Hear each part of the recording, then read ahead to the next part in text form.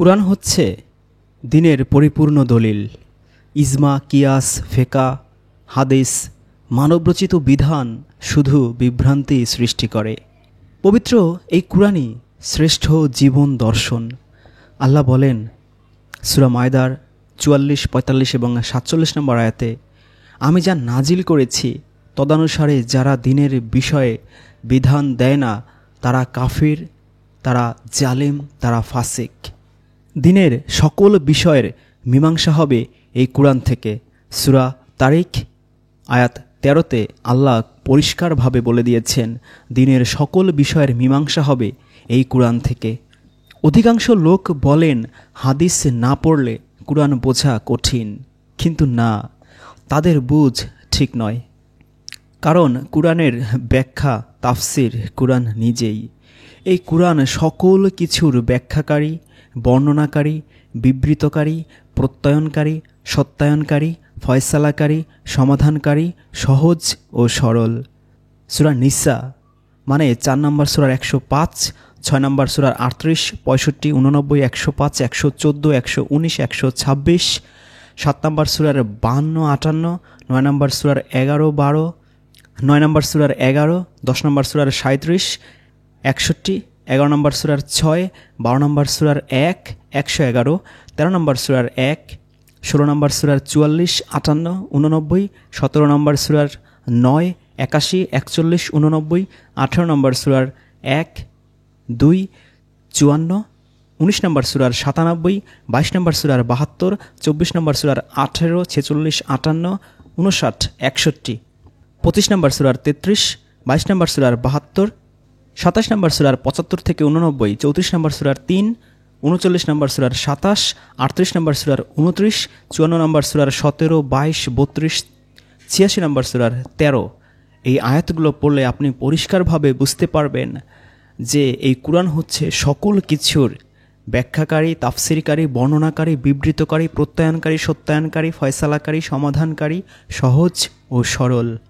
এজন্য দ্বীনের ক্ষেত্রে সূরা বাকারার ৭৯ এবং ১৭৪ আয়াত অনুযায়ী স্বরচিত ইজমা, কিয়াস, ফিকহ শাস্ত্র, স্বরচিত ইজমা, কিয়াস, ফিকহ, মানবরচিত গ্রন্থ ও হাদিস মোতাবেক কোনো বিধান দেয়া যাবে না। তারপরও যদি কেউ এমনটি বলেন যে দ্বীনের যে সকল বিষয়ের ফয়সালা পবিত্র কুরআনের মধ্যে পাওয়া যাবে না, সে সকল বিষয়গুলো ইজমা, কিয়াস, ফিকহ শাস্ত্র, মানবরচিত গ্রন্থ ও হাদিসের কিতাব দিয়ে সমাধান দিতে হবে, এমনটি যারা বলেন তাদের কথায় প্রমাণিত হয় যে এই কুরআন দ্বীনের বিষয় অপূর্ণ। কিন্তু না, এই কুরআন দ্বীনের ক্ষেত্রে পরিপূর্ণ। সূরা মায়দা আয়াত ৩। কারণ আল্লাহ পাক পরিষ্কারভাবে জানিয়ে দিয়েছেন, আজকে তোমাদের দ্বীনকে পরিপূর্ণ করে দিলাম। এই কুরআনে কোনো সন্দেহ নেই। জালিকাল কিতাবুল লা রাইবা ফি, সূরা বাকারার ২ নম্বর আয়াতে আল্লাহ বলে দিয়েছেন, আর এই কুরআন হচ্ছে সত্য ও ন্যায়ের দিক থেকে পরিপূর্ণ। আল্লাহর বাণীগুলো এই ৬,২৩৬টা আয়াতেই সত্য ও ইনসাফের দিক থেকে, ন্যায়ের দিক থেকে, ন্যায় পরায়ণতার দিক থেকে পরিপূর্ণ। ৬ নম্বর সূরার ১১৫ নম্বর আয়াতে আল্লাহ জানিয়ে দিয়েছেন। তাছাড়া আল্লাহর কথার কোনো পরিবর্তন নেই। ১৭ নম্বর সূরার ৭৭, ৪৮ নম্বর সূরার ২৩ এবং ২ নম্বর সূরার ১০৬ নম্বর আয়াতে আল্লাহ জানিয়ে দিয়েছেন। দ্বীনের ক্ষেত্রে কুরআনই স্পষ্ট দলিল। সূরা জাসিয়া মানে ৪৫ নম্বর সূরার ২০ নম্বর আয়াত, সূরা রাদ ১৩ নম্বর সূরার ৩৭ নম্বর আয়াত, কুরআনই সত্য মিথ্যার পার্থক্যকারী গ্রন্থ। সূরা বাকারা আয়াত ১৮৫। আল্লাহ বলেন, যদি তুমি অধিকাংশ মানুষের কথা মতো চলো তাহলে তারা তোমাকে আল্লাহর পথ থেকে বিচ্যুত করবে। সূরা আনাম আয়াত ১১৬। এজন্য অধিকাংশ মানুষ নিশ্চয়ই আল্লাহর পথে নেই, বেশিরভাগ মানুষই ক্ষতির মধ্যে আছে। সূরা আসর আয়াত ১ থেকে ৩। সূরা ইউসুফের ১০৬ নম্বর আয়াতে আল্লাহ বলে দিয়েছেন, যারা আল্লাহর প্রতি ঈমান আনে তাদের অধিকাংশই সেই সাথে সাথে শিরক করে। কাজেই এই কুরআন দ্বীনের ক্ষেত্রে পরিপূর্ণ দলিল। সূরা মায়দা আয়াত ৩ এবং এতে কোনো সন্দেহ নেই। সূরা বাকারা আয়াত ২। দ্বীনের ক্ষেত্রে কুরআন ছাড়া অন্য কোনো কিতাবের কোনো প্রয়োজনও নেই। তারপর যদি কেউ বলেন যে আল্লাহর রাসূলকে অনুসরণ করার ক্ষেত্রে হাদিসের অনুসরণ করা দরকার, কিংবা মানবরচিত হাদিস নামক বিধান ব্যতীত সালাত আদায়, রুকু, সিজদা, উজু, বিবাহ, হজ, কুরবানি ইত্যাদি কিভাবে করব, কিংবা 5 ওয়াক্ত সালাতের বিবরণ কুরআনে কোথায় পাব, এরকম প্রশ্ন করে থাকেন কেন? তাদের উদ্দেশ্য হচ্ছে কুরআন যে আল্লাহ যে কুরআনে বারবার ঘোষণা দিয়েছেন যে কুরআন পরিপূর্ণ, সত্যতা, ন্যায়পরায়ণতার দিক থেকে পরিপূর্ণ, বিস্তারিত বিবরণ তাফসির সহ নাজিলকৃত, আল্লাহর এই আয়াতগুলোকে অস্বীকার করা, গোপন রাখা, ঢেকে রাখা, বিরুদ্ধাচারণ করা। তাদের উদ্দেশ্যে বলতে হচ্ছে হাদিস তো দূরের কথা, কুরআন নাজিলের পূর্বে মানুষ হাদিস ছাড়াই সালাত, জাকাত, বিবাহ, রুকু, সেজদা সহ দ্বীনের যাবতীয় কার্যাবলী জানত এবং পালন করত। কারণ পূর্ববর্তী নবী রাসূলগণের প্রতিও কিতাব নাজিল হয়েছিল। 16 নম্বর সূরার 64 নম্বর আয়াতেই আল্লাহ সেই প্রমাণ দিয়েছেন। পূর্ববর্তী সব নবী রাসূলদেরকে সব কিছুই বলা হয়েছিল। 41 নম্বর সূরার 43 নম্বর আয়াত আল্লাহ বলছেন আল্লাহর রাসূলকে, তোমাকে তাই বলা হচ্ছে যা বলা হতো তোমাদের পূর্ববর্তী রাসূলদেরকে, তোমার প্রতিপালক অবশ্যই ক্ষমার অধিকারী আর যন্ত্রণাদায়ক শাস্তিদাতা। আল্লাহ সূরা ফুসসিলাতের 43 নম্বর আয়াতে পরিষ্কারভাবে বলে দিচ্ছেন যে তোমাকে তাই বলা হচ্ছে যা বলা হতো তোমার পূর্ববর্তী রাসূলদেরকে। তার মানে আল্লাহর রাসূল এই সালাত, কুরবানি, হজ, জাকাত, দোয়া, রুকু, সিজদা এগুলো কোনো কিছুই তিনি নতুন কোনো কিছু আবিষ্কার করেননি। আল্লাহ স্ট্রেটলি আল্লাহর রাসূলকে বলে দিয়েছেন যে আপনি ইব্রাহিমের ধর্ম অনুসরণ করুন। ইব্রাহিমের মধ্যেই রয়েছে উত্তম আদর্শ। সূরা মুমতাহিনা আয়াত 4 আল্লাহ বলছেন, ইব্রাহিম ও তার সাথে যারা ছিল তাদের মধ্যে তোমাদের জন্য রয়েছে উত্তম আদর্শ। সুতরাং আল্লাহর রাসূল নতুন কোনো কিছুই ইন্ট্রোডিউস করেননি। তিনি পূর্ববর্তী নবী রাসূলদের সেই স্রোতধারায় এগিয়ে নিয়ে গিয়েছেন। পূর্বের যত নবী রাসূল ছিল তাদের সবার নফসের মৃত্যু হয়েছিল। সূরা আল ইমরানের 140 নম্বর আয়াতে আল্লাহ সেই বর্ণনা দিয়েছেন। আল্লাহ রাসূলকেও মৃত্যুর স্বাদ গ্রহণ করতে হয়েছে। 39 নম্বর সূরার 30 এবং 31 নম্বর আয়াতে আল্লাহ বলছেন, তুমিও মরবে আর তারাও মরবে, তারপর কিয়ামতের দিন নিশ্চয়ই তোমরা তোমাদের রবের সামনে ঝগড়া করবে। সালাত, জাকাত এগুলো পূর্বেও ছিল। সূরা আল ইমরান আয়াত 43, সূরা বাকারা আয়াত 83 এবং 125, এবং 14 নম্বর সূরা ইব্রাহিম আয়াত 40। ইব্রাহিম নবীর দোয়া আল্লাহ উল্লেখ করে দিয়েছেন। ইব্রাহিম নবী বলেছিল, হে আমার রব, আমাকে সালাত কায়েমকারী বানান এবং আমার বংশধরদের মধ্য থেকেও, হে আমার রব, আর আমার দোয়া কবুল করুন। সিজদা পূর্বেও ছিল। সূরা আল ইমরান আয়াত 43। গুনাহ তাও পূর্বে ছিল। 40 নম্বর সূরা 55 নম্বর আয়াত, 47 নম্বর সূরা মুহাম্মদের 19 নম্বর আয়াত। দোয়া, মুনাজাত এগুলোও পূর্বে ছিল। সূরা ইব্রাহিম আয়াত 40, সূরা বাকারা আয়াত 125। রুকু, তোয়াফ, ইতিকাফ পূর্বেও ছিল। সূরা বাকারা আয়াত 125। কুরবানি তাও পূর্বে ছিল।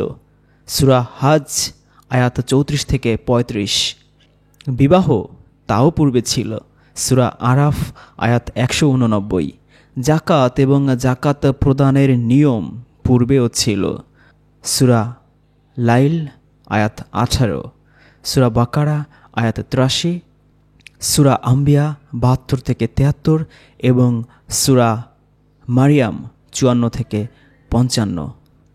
আল্লাহ বলছেন সূরা মারিয়ামের 54 নম্বর আয়াতে, আর স্মরণ করো এই কিতাবে ইসমাইলকে, সে ছিল সত্যিকারের ওয়াদা পালনকারী এবং সে ছিল রাসূল ও নবী, আর সে তার পরিবার পরিজনকে সালাত ও জাকাতের নির্দেশ দিত এবং সে ছিল তার রবের সন্তোষপ্রাপ্ত। মুসলিম বা ইসলাম ধর্ম তাও পূর্ব থেকেই ছিল। সূরা হজ আয়াত 78। আল্লাহ বলছেন, আর আল্লাহর পথে লড়াই করো যেভাবে লড়াই করা উচিত তিনি তোমাদেরকে মনোনীত করেছেন। তিনি দিনের ব্যাপারে তোমাদের উপর কঠোরতা আরোপ করেননি। দিনের ভেতর তিনি তোমাদের উপর কোনো কঠোরতা চাপিয়ে দেননি। এটাই তোমাদের পিতা ইব্রাহিমের দিন। আল্লাহ তোমাদের নাম রেখেছেন মুসলিম। পূর্বেও আর এ কিতাবেও ওই নামই দেয়া হয়েছে, যাতে রাসূল তোমাদের জন্য সাক্ষী হয় আর তোমরা সাক্ষী হও মানব জাতির জন্য। কাজেই তোমরা সালাত প্রতিষ্ঠা করো, পরিশুদ্ধ হও আর আল্লাহকে আঁকড়ে ধরো। তিনিই তোমাদের মাওলা, অভিভাবক। কতই না উত্তম মাওলা আর কতই না উত্তম সাহায্যকারী। সাওম পূর্বেও ছিল, কারণ মা মারিয়াম সাওম পালন করেছেন। সূরা মারিয়াম আয়াত ২৬। সালাম তাও পূর্বে ছিল, ৩৭ নম্বর সূরা ১৮১ নম্বর আয়াত, সূরা মারিয়াম ১৫ আয়াত ৩৩ আয়াত, ৩৭ নম্বর সূরা ১৩৭ আয়াত, ১০৯ আয়াত, ১২০ আয়াত। কাবা, মাকামে ইব্রাহিম এগুলো পূর্বে ছিল, সূরা বাকারা আয়াত ১২৫। কবর খনন, দাফন কাফন প্রক্রিয়া তাও পূর্বে ছিল, সূরা মায়দা আয়াত ৩০-৩১। মিথ্যা অবজ্ঞা পূর্বেও ছিল, ৬৭ নম্বর সূরা ১৮ নম্বর আয়াত। নবী রাসূল মানুষকে শয়তানের ধোঁকা, দাগা, প্ররোচনা পূর্বেও ছিল, ২ নম্বর সূরা ৩৬ আয়াত, ৭ নম্বর সূরার ২৩, ২০-এর ১২১, ১১-র ৪৭, ৭১-এর ২৬ থেকে ২৮, ১৪-র ৩৫ থেকে ৪১, ২৮-এর ১৫ থেকে ১৬, ৩৮-এর ১৮ থেকে ২৬, ৩১ থেকে ৩৬, ৩৭ নম্বর সূরার ১৩৯ থেকে ১৪৪। কালিমা, সাওম সবই পূর্বে ছিল এবং পূর্বের বিধান মতে মানুষ মেনে চলেছে, আর এই বিধানের কোনো পরিবর্তনও নেই। সূরা বানী ইসরাঈল আয়াত ৭৭। আল্লাহ বলছেন, তোমার পূর্বে আমি আমার যে সব রাসূল পাঠিয়েছিলাম তাদের ক্ষেত্রেও এটাই ছিল আমার সুন্নাত, এটাই ছিল আমার নিয়ম, আমার বিধান। আর তুমি আমার সুন্নাতের, আমার নিয়মের, আমার বিধানের কোনো পরিবর্তন দেখতে পাবে না। আর এইগুলির ব্যাপারেই কোরআনে বলা হয়েছে, রাসূল তোমাদের এগুলো শেখাবেন, তোমাদের অন্তরকে পরিশুদ্ধ করবেন। সূরা বাকারা ১৫১, সূরা আল ইমরান ১৬৪। তাহলে এই কোরআনের এই অজস্র আয়াতগুলো থেকে আমরা বুঝতে পারি, বুখারী তিরমিজিদের হাদিস ব্যতীত মানুষ পারস্পরিকভাবে রাসূলদের নিকট থেকেই ওযু, গোসল, বিবাহ, জানাজা, সালাত, হজ, কুরবানি সব কিছুই পালন করেছে। এর জন্য বুখারী তিরমিজিদের বিধান মানার প্রয়োজন তাদের হয়নি, কারণ পূর্বে এই হাদিসবিদদের কিচ্ছা কাহিনী ছিল না। এমনকি নবুয়ত প্রাপ্তির পূর্বে আল্লাহর রাসূল পূর্বের নিয়মেই সালাত আদায় করেছেন, হজ করেছেন, কুরবানি দিয়েছেন, সাওম পালন করেছেন, অর্থাৎ দিনের যাবতীয় বিষয় তিনি পালন করেছেন। আল্লাহ এজন্যই তাকে বলেছেন, যেহেতু আল্লাহ পাক তাকে বলেছেন যে আপনি একনিষ্ঠভাবে ইব্রাহিমের ধর্মাদর্শ অনুসরণ করুন। এজন্য আল্লাহর রাসূলের ইব্রাহিম, ইসমাইল, ইয়াকুব, মুসা, ঈসা তাদের কারোই হাদিস প্রয়োজন হয়নি। আল্লাহ পাক কুরআনের পাতায় পাতায় তাদের ঘটনা, তাদের কার্যাবলী সব কিছুই উল্লেখ করে দিয়েছেন, এবং শত শত হাজার বছর ধরেই এগুলো চলে আসছিল। সুতরাং মহান আল্লাহর শেখানো এই পদ্ধতিগুলো, যেগুলো শত শত হাজার বছর ধরে বিভিন্ন নবী রাসূলগণের যুগ থেকে চলে আসছিল, সেগুলো আল্লাহ রাসূলের মৃত্যুর ২00-৩০০ বছর পরে কোনো হাদিসবেত্তা এসে শেখাবেন, এরকম কোনো আয়াত আল্লাহ কুরআনে নাজিল করেননি। অনেকে বলেন রাসূলকে অনুসরণ করা মানে রাসূলের নামে মিথ্যা, বানোয়াট, জাল, জয়ীফ, হাসান, সহি সব মিক্সড হাদিস অনুসরণ করতে হবে, এবং যারা এই অসত্য হাদিস অনুসরণ করবে না তারা কাফের, তারা রাসূলের অনুসারী নয়। কিন্তু না, এদের বুঝ কুরআনের বুঝ নয় নিশ্চিত। এদের দৃষ্টি আকর্ষণ করে বলতে হচ্ছে যে আল্লাহ রাসূল যা অনুসরণ করেছেন তা যারা অনুসরণ করেন তারাই আল্লাহ রাসূলের অনুসারী। আল্লাহ রাসূলকে আল্লাহ জানিয়ে দিয়েছেন, সূরা আম্বিয়ার 45 নম্বর আয়াতে এবং সূরা আনামের 50 নম্বর আয়াতে, হে নবী, আপনার প্রতি যে ওহী অবতীর্ণ হয় আপনি শুধু তারই অনুসরণ করুন, এছাড়া অন্য কিছু অনুসরণ করবেন না। সূরা আনাম আয়াত 50। কারণ আল্লাহ রাসূল ওহী ব্যতীত কাউকে সতর্ক করেননি। সূরা আম্বিয়া আয়াত 45। আল্লাহ বলছেন, বলো, আমি তো কেবল ওহী দ্বারাই তোমাদেরকে সতর্ক করি, কিন্তু যারা বধির তাদেরকে যখন সতর্ক করা হয় তখন তারা সে সতর্কবাণী শোনে না। বলো, আমি তোমাদেরকে একমাত্র আল্লাহর ওহী দ্বারাই সতর্ক করি, কিন্তু যারা বধির তাদেরকে যখন সতর্ক করা হয় তখন তারা সতর্কবাণী শোনে না। আর দিনের বিষয়ে আল্লাহ রাসূল ওহী ব্যতীত কোনো কথা বলেননি। 53 নম্বর সূরার 3 নম্বর আয়াত। আল্লাহ নিজেই ঘোষণা দিচ্ছেন, আর সে মন গড়া কথা বলে না। তিনি আল্লাহর নামে কোনো কিছু বানিয়েও কখনো বলেননি। 69 নম্বর সূরার 44 নম্বর আয়াত, সেখানে আল্লাহ পরিষ্কার বলে দিয়েছেন, যদি দিনের ব্যাপারে কোনো কিছু বানিয়ে বলতেন তাহলে আল্লাহ তার ডান হাত ধরে ফেলতেন। 45 নম্বর আয়াত, এবং তার জীবন ধমনী কেটে ফেলতেন। 69 নম্বর সূরার 46 নম্বর আয়াত। আল্লাহ রাসূলকে আল্লাহ বলেন, আপনি ওহীর অনুসরণ করুন। 43 নম্বর সূরা 43 নম্বর আয়াত। আর তিনি তো আল্লাহর স্পষ্ট প্রমাণের উপর প্রতিষ্ঠিত ছিলেন। 6 নম্বর সূরা আনামের 57 নম্বর আয়াত। আর আল্লাহর রাসূল এর জন্য বিধানস্বরূপ এই কুরআনই ছিল একমাত্র উৎস। সূরা কাসাস আয়াত 85। এবং দিনের ক্ষেত্রে বিধান দিতে হবে একমাত্র কুরআন থেকে। সূরা বাকারা আয়াত 78 থেকে 79, 256, 6 নম্বর সূরা আনামের 50 থেকে 55, 70, 84, 21 নম্বর সূরা আম্বিয়ার 83, 39 নম্বর সূরা জুমারের 27, 43 নম্বর সূরার 43, 50 নম্বর সূরার 45 এবং 18 নম্বর সূরার 27 নম্বর আয়াত। সুতরাং যারা পবিত্র কুরআন সম্পূর্ণভাবে অনুসরণ করবে তারাই আল্লাহর রাসূলের অনুসারী, এতে কোনো সন্দেহ নেই। আল্লাহর রাসূলকে অনুসরণের জন্য কুরআনের অনুসরণই যথেষ্ট। সেক্ষেত্রে মানবরচিত হাদিসের অনুসরণের দরকার নেই, কারণ কুরআন নিজেকে আহসানাল হাদিস হিসেবে ঘোষণা দিয়েছে। কুরআনের বহু জায়গায় হাদিস শব্দটি উল্লেখ রয়েছে, আর হাদিস মানে কথা, বাণী। যেমন কুরআনের অনেকগুলো আয়াতে হাদিস শব্দটার প্রয়োগ আল্লাহ পাক নিজেই করেছেন। কুরআন নিজেই সম্মানিত রাসূলের এবং আল্লাহর হাদিস বা বাণী, মানে আল্লাহর হাদিস এবং আল্লাহর রাসূলের মুখনিসৃত বাণী।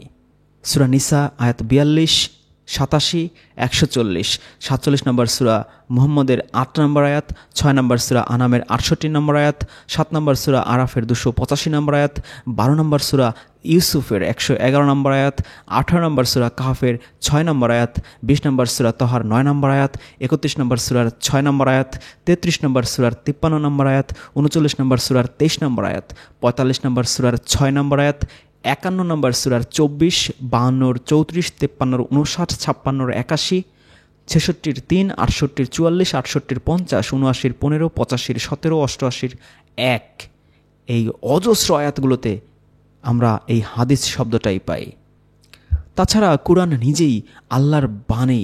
29 নম্বর সূরার 44 থেকে 39, 69 নম্বর সূরার 40 থেকে 49, এবং কুরআন নিজেই সম্মানিত রাসূলের আনিত বাণী। 81 নম্বর সূরার 19, 69 নম্বর সূরার 40 থেকে 44।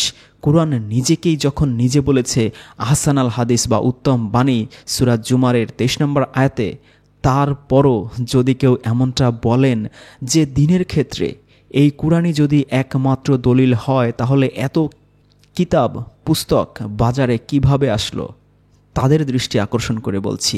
আল্লাহ বলেন, দুর্ভোগ তাদের জন্য যারা নিজ হাতে কিতাব রচনা করে এবং তা আল্লাহর নামে চালিয়ে দেয় এবং স্বল্প মূল্যে বাজারে বিক্রি করে। সূরা বাকারা আয়াত 79, 174, 176। যারা সূরা নিসার 150 থেকে 152, 10 নম্বর সূরা ইউনুসের 15 আয়াত মোতাবেক কুরআন হতে কিছু বিধান নিয়ে এবং নিজেদের স্বহস্তে লিখিত বিধান যেমন বুখারী, তিরমিজি, ফাজায়েলে আমল ইত্যাদি হতে কিছু বিধান নিয়ে মধ্যম পন্থা তৈরি করতে চায়, তাদেরকে কুরআনে হাক্কানি কাফের বলা হয়েছে। এজন্য এই কুরআন বাদে দ্বীনের ক্ষেত্রে যত কিতাব বাজারে এসেছে এগুলো সব মানুষের রচিত। এগুলোর দ্বীনের কোনো দলিল নয়, এগুলো পরিহারযোগ্য। এরপরও কিতাবীদের ভেতরে এমন অনেক লোক রয়েছে যারা কুরআনের যে সকল আয়াতগুলোর অর্থ নিজেদের মতের বিরুদ্ধে যায় সে সকল আয়াতগুলো সমাজে গোপন রাখে, জনসমাজে সেগুলো প্রকাশ করে না। এদেরকে সতর্ক করার জন্য আল্লাহ বলেন যে সূরা বাকারার 159 নম্বর আয়াতে, আমি আমার আয়াতসমূহ স্পষ্টভাবে কিতাবে ব্যক্ত করার পরও যারা সেগুলো গোপন করে তাদেরকে আল্লাহ অভিসম্পাত করেন, লানত করেন। এজন্য কুরআনের কোনো আয়াত গোপন রাখা যাবে না। এরপরও কিছু লোক আছে যারা আয়াতের অর্থ এমনভাবে করে যে যা এই কুরআনের অন্য আরেকটি আয়াতের পরিপন্থী হয়ে যায়, সেক্ষেত্রে ওই আয়াতটির উদ্দেশ্য ব্যর্থ হয়ে যায়।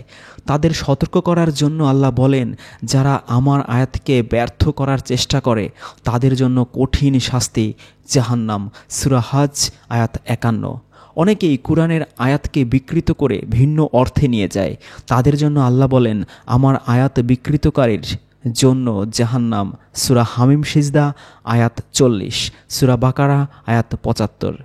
কাজেই নিজের মতো করে কুরআনের আয়াতের অর্থ করা যাবে না, বরং কোনো একটি বিষয়ের উপর কুরআনের সরল বুঝ লাভ করতে হলে ওই বিষয়ের উপর যতগুলো আয়াত এই কুরআনে আছে সেই সকল আয়াতগুলোকে এক জায়গায় নিয়ে এসে অর্থ করলে কুরআনের সঠিক এবং সরল অর্থ পাওয়া যাবে। এজন্য কুরআন থেকে বিষয়ভিত্তিকভাবে আলোচনা করলে কুরআনের অপব্যাখ্যা থেকে মানুষ মুক্তি পাবে। সেক্ষেত্রে ইজমা, কিয়াস, ফিকাশাস্ত্র, মানবরচিত কিতাব ও হাদিসের কিতাবের উদ্ধৃতি দিয়ে কুরআনের ব্যাখ্যা করার দরকার নেই। তারপরও যারা কুরআন প্রত্যাখ্যান করবে তাদের জন্য শাস্তি সূরা সাফফাতের 170 নম্বর আয়াতে। যারা কুরআনের দর্শন অপছন্দ করেন তাদের কর্মফল সকল আমল বিনষ্ট হবে। সূরা মুহাম্মদ আয়াত 9। আমাদের উচিত মানবরচিত গ্রন্থভিত্তিক দ্বীনের বুঝ পরিহার করে বিষয়ভিত্তিক কুরআনের মাধ্যমে দ্বীনের সঠিক বুঝ ব্যক্তিজীবনে ও সমাজে প্রতিষ্ঠিত করা। অনেকে দ্বীনের ব্যাপারে নিছক আন্দাজ অনুমান ভিত্তিক কথা বলে, কিন্তু না, দ্বীনের ক্ষেত্রে কুরআন ব্যতীত কোনো নিছক আন্দাজ অনুমানে চলা নির্বোধ লোকদেরকে কুরআনে বোকা জানোয়ার বলা হয়েছে। 8 নম্বর সূরা আনফালের 22 নম্বর আয়াতে। এদের বেশিরভাগ জ্ঞান ছাড়া নিছক আন্দাজে নিজেদের খেয়াল খুশি মতো বিভ্রান্তিকর কথাবার্তা বলে থাকে। 6 নম্বর সূরা 119 আয়াতে আল্লাহ বলেছেন, নিছক আন্দাজ অনুমানে চলা লোকদের উদ্দেশ্যে কুরআনে বলা হয়েছে, এমন কোনো বিষয়ের পেছনে লেগো না যে সম্পর্কে তোমার জ্ঞান নেই। নিশ্চিতভাবেই চোখ, কান ও দিল সবাইকে জিজ্ঞেস করা হবে। 17 নম্বর সূরা বানী ইসরাঈল আয়াত 36। নিছক আন্দাজ অনুমান গ্রহণীয় নয় মর্মে সমার্থক আরও আয়াত রয়েছে। সূরা বাকারা আয়াত 78 থেকে 79, 6 নম্বর সূরা আনাম আয়াত 148, 10 নম্বর সূরা ইউনুস আয়াত 36, 66, 45 নম্বর সূরার 24, 49 নম্বর সূরার 12 এবং 53 নম্বর সূরা নাজমের 28 নম্বর আয়াতে। দ্বীনের ক্ষেত্রে সঠিক বিধান দেয়া আবশ্যক। দ্বীনের ব্যাপারে সঠিক বিধান দিতে হবে এবং সত্যটি জানিয়ে দিতে হবে এবং সত্য গোপন করা যাবে না। এ ব্যাপারে বলা হয়েছে, যারা দ্বীনের ব্যাপারে সঠিক বিধান দেয় না তারা জালিম, কাফির, ফাসিক। সূরা মায়দা আয়াত 44 থেকে 49। তারা সত্য গোপন করে অথচ কুরআনে সত্য গোপন করতে নিষেধ করা হয়েছে। সূরা আল ইমরানের 71 নম্বর আয়াত এবং সূরা বাকারার 42 নম্বর আয়াতে। এজন্য তারা সত্য গোপন করে কুরআনকে অস্বীকার করে, কারণ সত্যটি জানিয়ে দেয়া ও পৌঁছে দেয়া দায়িত্ব। 16 নম্বর সূরা আয়াত 82, 3 নম্বর সূরার 20, 5 নম্বর সূরার 92, 99, 13 নম্বর সূরার 40, 24 নম্বর সূরার 54, 29-এর 18, 36-এর 17, 42-এর 48, 64-এর 12, 72-এর 28 এবং 80 নম্বর সূরার 1 থেকে 11 নম্বর আয়াতে। জেনে শুনে যারা সত্যের ওপর মিথ্যার রং লাগায়, সত্যকে মিথ্যা বানায়, তাদের জন্য চরম শাস্তির ব্যবস্থা রয়েছে। 6 নম্বর সূরার 11, 23-এর 71, 39-এর 33 নম্বর আয়াতে। দ্বীনের ক্ষেত্রে কোনো নীতি, আদর্শ, খাদ্য বস্তু হালালকে হারাম কিংবা হারামকে হালাল বললে দলিল লাগবে এবং হালাল হারাম ঘোষণা করার ক্ষমতার মালিক একমাত্র আল্লাহ। সূরা আরাফ আয়াত 32, 2 নম্বর সূরার 111, 27-এর 64, 18-র 107, 10-এর 59, 16-র 116, 6-এর 119, 65-র 1 এবং 4 নম্বর সূরার 105 নম্বর আয়াতে। মহান আল্লাহ আমাদের সকলকে আসমানি কিতাব, মহান আল্লাহর ঐশী গ্রন্থ, আল্লাহর রজ্জু কুরআনকে শক্তভাবে মৃত্যু পর্যন্ত আঁকড়ে ধরার এবং নিজের জীবনে, পরিবারে ও সমাজে প্রতিষ্ঠিত করার তৌফিক দান করুন। আলহামদুলিল্লাহি রাব্বিল আলামিন।